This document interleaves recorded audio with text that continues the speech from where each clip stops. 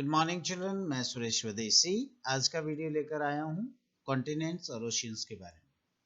चलिए देखते हैं कि कॉन्टिनेंट्स और ओशियन आखिर क्यों बने, किसने बनाए, कैसे बने। सबसे पहले मैं आपको एक बता दूं कि बिग बैंग थ्योरी जो है अर्थ की ओरिजिन से रिलेटेड जो थ्योरी मानी जाती है उनमें सबसे पॉपुलर थ्योरी है बिग बैंग थ्योरी। तो according to the big bang theory, जब ये अर्थ सन में जब ब्लास्ट हुआ और ब्लास्ट के बाद में बिग बैंग के बाद में जब अर्थ यहाँ हुई तो एक फायर बॉल की तरह ये यहाँ रोटेट कर रहा था। मिलियंस ऑफ ईयर्स के बाद में ये कूल डाउन हुआ और कूल डाउन हुआ तो इतना कूल हो गया कि आइस एज आ गई। Means all the earth was frozen with ice और कवर्ड विद आइस, बर्फ से ढका हुआ था, आइस एज। धीरे धीरे करके after some time temperature increase हुआ तो आइस मेल्ट हुई और वाटर यहाँ पर फिल हुआ। तो जब बिगिनिंग जब टाइम था तो उस समय जो सिचुएशन थी इस अर्थ की, तो ये जो जितना ग्राउंड था जिसको हम 29% एरिया कहते हैं, जो अर्थ का जो ग्राउंड एरिया है, ये एक ही पार्ट था जिसे पेंजिया के नाम से जाना जाता था। और जो वाटरी एरिया था मीन्स 71% जो लगभग ऑलमोस्ट एरिया था उस पर वाटर कवर्ड था और उसे पेंथालासा के नाम से जाना जाता था। बट बाद में प्लेट टेक्टोनिक्स की थ्योरी के अकॉर्डिंग कि अर्थ जो है 7 मेजर प्लेट्स पे बेस्ड है और ये मेजर प्लेट्स जो है धीरे धीरे करके मूव कर गई और मूव करने के बाद ये जो पेंजिया था, पेंजिया के पार्ट्स हो गए, ये डिवाइड हो गया और डिवाइड होने के बाद ये आज आप इस सिचुएशन में देख रहे हैं और ये अभी भी इन प्लेट्स का मूवमेंट कंटिन्यूअस है। अब ये जो डिवीजन हुआ तो स्टडी के पर्पजेस से ज्योग्राफिकल सिचुएशंस के बेसिस पे जो साइंटिस्ट थे हमारे, उन्होंने इनको अलग अलग डिवीजन और अलग अलग नेम्स दे दिए हैं जिन्हें हमें जानना जरूरी है। तो देखते हैं अभी जो प्रेजेंट टाइम जो स्टडी पर्पजेस से जो डिवीजन किया हुआ है वो है अर्थ के ऊपर 7 कॉन्टिनेंट्स है, मीन्स 7 महाद्वीप हैं, और 5 ओशियंस है, मीन्स 5 महासागर है। तो हम जान लेते हैं 7 कॉन्टिनेंट्स कौन कौन से हैं और 5 ओशियंस कौन कौन से। देखिए सबसे पहले देखें तो यहाँ से हम स्टार्ट करें वेस्ट साइड से, तो ये नॉर्थ अमेरिका है, ये पूरा नॉर्थ अमेरिका। मैं आपको बताना चाहूंगा कि north America United states of America से अलग है। कॉमनली इनको जनरली इनको लोग एक ही मान लेते हैं, बट ये हमें सेपरेट करना होगा। नॉर्थ अमेरिका एक कॉन्टिनेंट है और United states of America north America के अंडर एक कंट्री है ओनली। उसके बाद जो है यहाँ के जो मेजर कंट्रीज हैं उनमें से कनाडा है, यूनाइटेड स्टेट्स ऑफ अमेरिका, ये ग्रीनलैंड है और यहाँ पर मैक्सिको है। उसके बाद जो सेकंड कॉन्टिनेंट है दैट इज साउथ अमेरिका।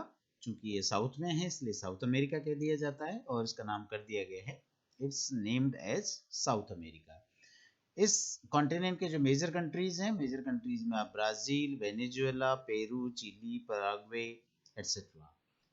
उसके बाद हम आ रहे हैं इधर, ये जो आप पर्पल कलर में देख रहे हैं ये यूरोप है। यूरोप यूरोप के जो मेजर कंट्रीज हैं उनमें England, France, Germany, Portugal, Denmark, Sweden, Norway, Finland etcetera. उसके बाद ये जो आप लाइट ग्रीन कलर में देख रहे हैं ये अफ्रीका, जिसे डार्क कॉन्टिनेंट के नाम से भी जाना जाता है, ये अफ्रीका है।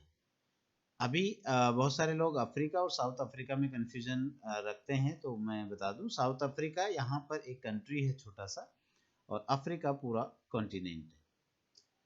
उसके बाद जो वर्ल्ड का जो लार्जेस्ट कॉन्टिनेंट है पॉपुलेशन वाइज भी और एरिया वाइज भी, वो है एशिया। This is Asia.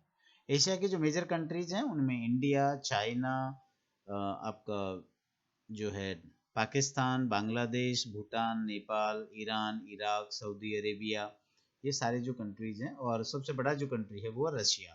तो वो रशिया यहाँ पर है। रशिया यूरोप और एशिया दोनों के अंदर आता है, तो वो यूरेशियन कंट्री भी कहलाता है। उसके बाद जो नेक्स्ट कॉन्टिनेंट है वो है ऑस्ट्रेलिया। ये आप देख रहे हैं पिंक कलर का, ये ऑस्ट्रेलिया है और ये यहाँ पर ये पूरा का पूरा पिंक कलर में आप देख सकते हैं। ऑस्ट्रेलिया की जो मेजर कंट्रीज हैं उनमें ऑस्ट्रेलिया और न्यूजीलैंड मेन है, बाकी छोटे छोटे आइलैंड कंट्रीज हैं जो आप यहाँ पर स्पेसिफिक ओशियन में दिखाई दे सकते हैं। काफ़ी सारे छोटे कंट्रीज हैं। ये वर्ल्ड का स्मॉलेस्ट कॉन्टिनेंट भी कहलाता है और इसे ओशियनिया भी कहा जाता है। आफ्टर दैट एक और कॉन्टिनेंट है जो कि इनहेबिटेड है, यहाँ इंसान नहीं रहते हैं, ये है अंटार्कटिका। आप देख सकते हैं पूरा आइस फ्रोजन है, यहाँ बर्फ ही जमी रहती है, चूंकि ये साउथ पोल पर है और साउथ पोल पे टेम्परेचर माइनस में रहता है, इसलिए यहाँ पर 365 डेज आपको बर्फ जमी हुई मिलेगी। ये 7 कॉन्टिनेंट्स थे, 7 महाद्वीप। वापस रिपीट कर दूं, north America, south America, Europe, Africa, Asia, Australia and Antarctica. उसके बाद हम 5 ओशियंस की बात करें तो 5 ओशियंस में सबसे जो लार्जेस्ट ओशियन है दैट इज पैसिफिक ओशियन, ये आप पैसिफिक ओशियन देख रहे हैं। दूसरा है अटलांटिक ओशियन जो एस शेप है, अंग्रेजी के अक्षर इंग्लिश अल्फाबेट एस की शेप में है, ये वाला। उसके बाद ये आर्कटिक ओशियन है जो नॉर्थ पोल की तरफ सिचुएटेड है, इसे आर्कटिक ओशियन कहा जाता है। आफ्टर दैट इंडियन ओशियन जो कि अफ्रीका के ईस्टर्न साइड में है और इंडिया के सदर्न एरिया में या एशिया के साउथ में सिचुएटेड है इंडियन ओशियन। एक this is the only ocean which is named after a country, इसका नाम किसी देश के पीछे किया हुआ है, वो है भारत, और केवल एक ही ऐसा ओशियन है जिसका नाम किसी कंट्री पे है। इधर वापस पैसिफिक ओशियन, ये इसी का पार्ट है। जो 5th ओशियन हम कहते हैं वो है सदर्न ओशियन जो कि साउथ पोल यानी अंटार्कटिका के नॉर्थ में सिचुएटेड है सदर्न ओशियन। तो ये 5 ओशियंस हैं। इसके अलावा जो कंफ्यूजन होता है बच्चों को वो होता है north Pacific ocean, southern Pacific ocean, north Atlantic ocean और सदर्न अटलांटिक ओशियन। तो मैं बता देता हूँ आपको, यहाँ आप 3 डॉटेड लाइंस देख रहे हैं, ये जो डॉटेड लाइंस हैं ये जो मेजर लेटिट्यूड्स हैं उनको इंडिकेट किया हुआ है। तो बीच में जो आप देख रहे हैं ये है 0 degree equator, 0 degree latitude which is also known as equator या भूमध्य रेखा जिसे कहा जाता है, ये आप देख पा रहे हैं यहाँ पर। दूसरी जो ऊपर की तरफ है इक्वेटर के नॉर्थ में जो सिचुएटेड है ये है 23 degree and 30 minutes north, means this is Tropic of Cancer, Hindi में इसे कर्क रेखा भी कहा जाता है। जो इक्वेटर के सदर्न पार्ट में या सदर्न हेमिस्फीयर में जो सिचुएटेड है उसे कहा जाता है ट्रॉपिक ऑफ कैप्रिकॉर्न, हिंदी में इसे मकर रेखा भी कहा जाता है, और ये है 23 डिग्री एंड 30 मिनट्स साउथ। अब चूंकि पैसिफिक ओशियन और अटलांटिक ओशियन इक्वेटर के द्वारा 2 पार्ट में डिवाइड कर दिया गया, तो इसका जो नॉर्दर्न पार्ट है means the part which is situated to the north of equator, जो नॉर्थ साइड में इक्वेटर के है उसे नॉर्दर्न पैसिफिक ओशियन कह दिया जाता है, और जो इसके सदर्न पार्ट की तरफ है या सदर्न की तरफ है, साउथ रीजन की तरफ है, उसे सदर्न पैसिफिक ओशियन भी कह दिया जाता है।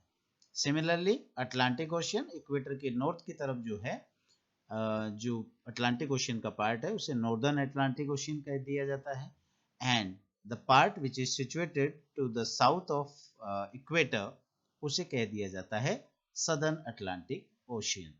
तो बच्चों आपके लिए काफ़ी यूजफुल इंफॉर्मेशन है, एक बार ध्यान से वीडियो को देखिएगा और इन चीज़ों को रिमेंबर रखिएगा, रिकॉल करिएगा, रिवीजन करिएगा और याद रखिएगा। They will be too much fruitful for you. Thank you.